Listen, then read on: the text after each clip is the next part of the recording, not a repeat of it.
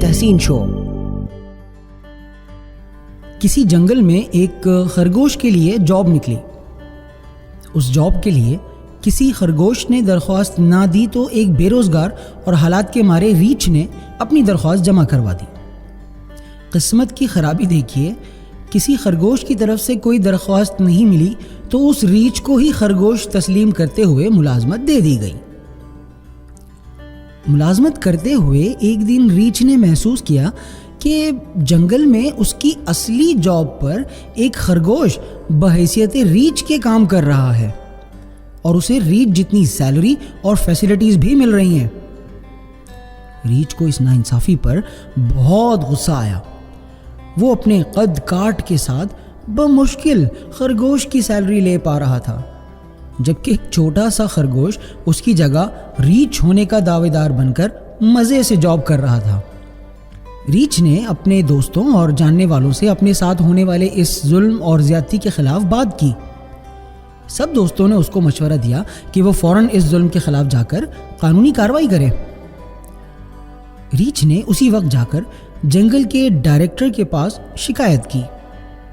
Director صاحب کو کچھ نہ سوجی، کوئی جواب نہ بن پایا تو انہوں نے شکایت والی فائل جنگل کی ایڈمنسٹریشن کے حوالے کر دی۔ ایڈمنسٹریشن نے اپنی جان چھڑوانے کے لیے چند سینئر چیتوں پر مشتمل ایک کمیٹی بنا دی۔ کمیٹی نے خرگوش کو نوٹس بھیجا کہ وہ اپنی اصلی حالت میں حاضر ہو کر اپنی صفائی پیش کرے اور ثابت کرے کہ وہ ایک ریچھ ہے۔ دوسرے دن خرگوش نے کمیٹی کے سامنے پیش ہو کر اپنے سارے کاغذات اور ڈگریاں پیش کر کے ثابت کر دیا کہ وہ دراصل ایک ریچھ ہی ہے۔ کمیٹی نے ریچھ سے غلط دعویٰ دائر کرنے پر جواباً پوچھا، کیا تم ثابت کر سکتے ہو کہ تم خرگوش ہو؟ مجبوراً ریچھ کو بھی اپنے تیار کردہ کاغذات پیش کر کے اپنے آپ کو ثابت کرنا پڑا کہ وہ ایک خرگوش ہے۔ کمیٹی نے اپنے فیصلے میں لکھا کہ سچ یہ ہے کہ خرگوش ہی ریچھ ہے اور ریچھ ہی دراصل خرگوش ہے۔ اس لیے کسی بھی رد و بدل کے بغیر دونوں فریقین اپنی اپنی نوکریوں پر بحال کیے جاتے ہیں اور وہ اپنے فرائض سر انجام دیتے رہیں گے۔ ریچھ نے کسی قسم کے اعتراض کے بغیر فوراً ہی کمیٹی کا فیصلہ تسلیم کر لیا اور واپسی کی راہ لی۔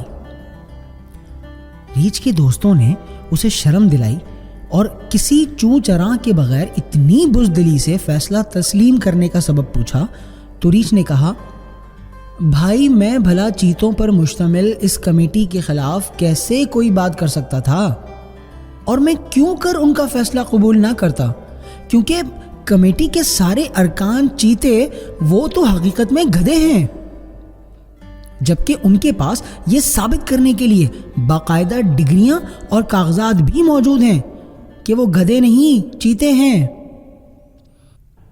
کیا آپ کے جان پہچان میں بھی کچھ چیتے ہیں؟